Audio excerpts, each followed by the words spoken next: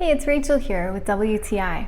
And if you're looking for an amino acid supplement, you might want to try out glycine. This is my super supplement, and glycine is a non-essential amino acid, but it has so many health benefits.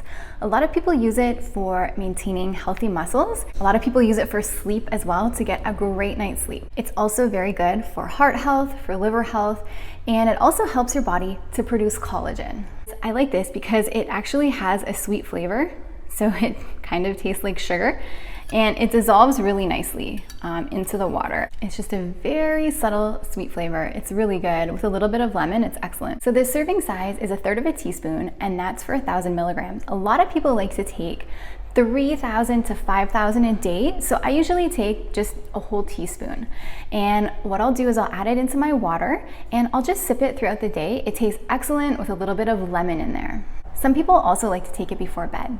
I love as well that this is so cost effective and I'm getting a lot. So if you're looking for an amino acid, I would highly recommend looking into glycine. It has a lot of health benefits. I love it, and that's my point of view.